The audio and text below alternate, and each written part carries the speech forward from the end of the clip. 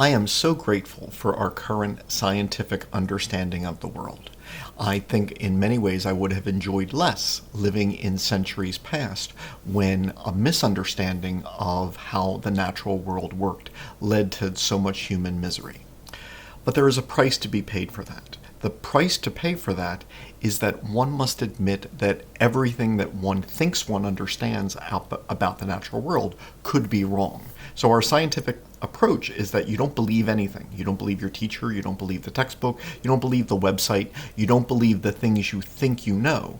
Because someone might say, hey, I just did a new study, and it turns out the evidence contradicts the understanding that we once had. It turns out that's just the way things go.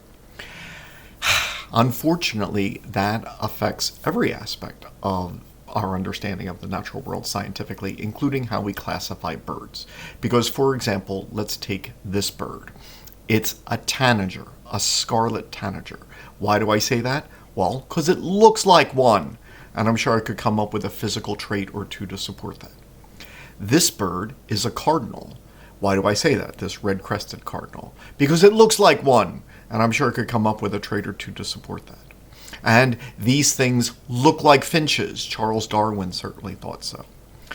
Unfortunately, that seems to be wrong, because we can now also look at family trees comparing molecular evidence and look at genes and gene similarities and see which birds are most closely related to which. So tanagers and cardinals are in the same order of birds, the songbirds, order Passeriformes. And there are two families, Thraupidae for the tanagers and Cardinalidae for the cardinals. They are closely related, so these are closely related birds.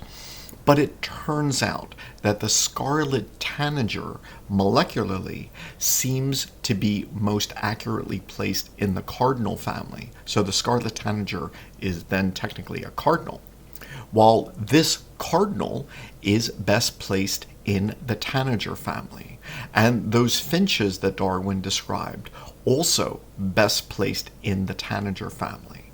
So this is annoying that we have to re-examine our held conclusions about the natural world. However, that is how science works, and the price we pay for every generation coming closer to an accurate depiction of the natural world is we sometimes have to correct our mistakes in order to come to a closer and more accurate idea of how the natural world is organized and works.